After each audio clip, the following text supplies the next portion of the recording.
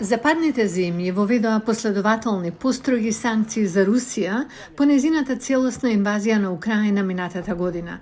Украинскиот председател Володимир Зеленски предупреди дека Русија ги заобиколува овие мерки. За жал, терористичката држава успева да ги добие светските технологии преку мрежа на добавувачи и успева да ги заобиколи меѓународните санкции. Русија учи да се прилагодува на санкциите, вели Том Китинг, автор на извештај на Кралскиот институт на обединети услуги. In particular, sourcing the kind of electronic components. Конкретно, набавка на електронски компоненти што им се потребни за поддршка на нивната војска. Тоа е првата работа. Втората работа е што тие мораат да бараат нови пазари за нивните јаглеводороди и нивниот извоз на нафта. Тоа е клучен генератор на приходи за земјата. Русија вели дека незината економија се намалила за 2,1% во 2022 година, помалку отколку што многумина очекуваа. Во меѓувреме, увозот на руска сурова нафта од Кина и Индија достигна историски максимум во мај. Тоа е делумно затоа што санкциите се однесуваат само на западните влади и компании кои тргуваат со Русија.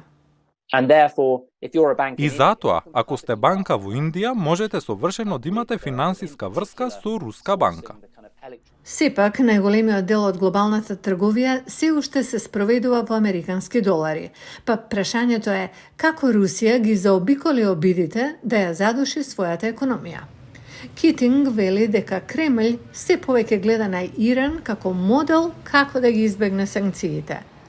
Техеран е предмет на разни западни санкции поради неговата нуклеарна и ракетна програма и неговата поддршка за терористичките групи, нешто што Иран го негира. Iran as a hydrocarbon economy trying to export oil. Иран како јаглеводородна економија која се обидува да извезува нафта, научи многу трикови во последните години што гледаме дека Русија почна да ги користи.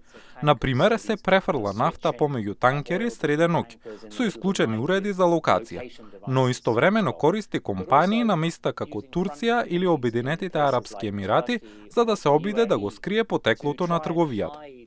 Двете земји исто така почнаа да ги поврзуваат своите финансиски системи за да ги олеснат трансакциите надвор од глобалниот платен систем SWIFT.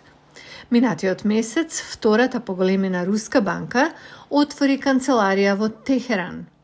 Прашањето е како можат сојузниците на Украина да ја спречат Русија да ги избегне санкциите. Приватниот сектор е првата линија на усогласеност, забележува Китинг. Приватниот сектор мораше да се бори за да дојде во позиција да се осигура дека знае кои се неговите клиенти, знае на кого извесува работи, знае што е дозволено, а што не е дозволено. И така резултатот е дека има огромни празнини во системот. Извештајот го повикува Западот да го едуцира приватниот сектор за откривање на нелегална трговија. Предупредува дека Москва се повеќе ќе настојува да ја користи иранската книга за игра, додека се обидува да ги заобиколи санкциите.